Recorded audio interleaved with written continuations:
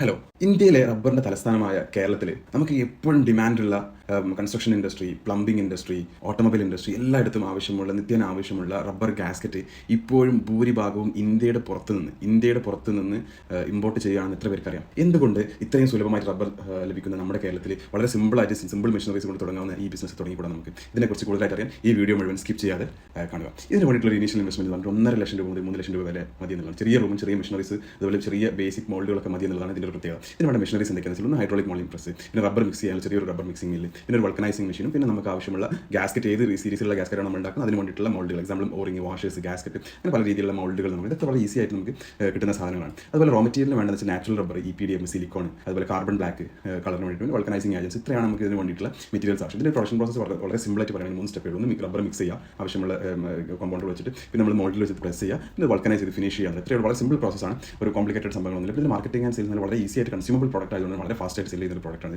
നമുക്ക് പ്ലംബിംഗ് ഷോപ്പുകൾ, motor pumping repair centres, hardware സ്റ്റോറുകൾ, കോൺട്രാക്ടേഴ്സ്, പിന്നെ നമുക്ക് B2B സെയിൽസ് ഒക്കെ ഈ സംഭവം ചെയ്യാൻ വേണ്ടിയിട്ട്. പിന്നെ അതുപോലെ നമുക്ക് Instagram, WhatsApp business, India mart, Meesho വഴിയൊക്കെ നമുക്ക് ഇത് സെയിൽ ചെയ്യാം. പിന്നെ ഇതിൽ പ്രോഫിറ്റബിൾ റേറ്റ് പറയുകയാണെന്നുണ്ടെങ്കിൽ 40-60% വരെ പ്രോഫിറ്റുള്ള മേഖലയാണ്. ഒരു ഗ്യാസ്കറ്റിൻ്റെ കോസ്റ്റ് 2 to 3.5 രൂപ വരെയാണ്. ഇതിൻ്റെ പ്രൈസ് എന്ന് പറഞ്ഞാൽ 5 to 10 രൂപ വരെ വെച്ചിട്ട് നമുക്ക് വിൽക്കാൻ പറ്റും. അതായത് 40-60% മാർജിൻ.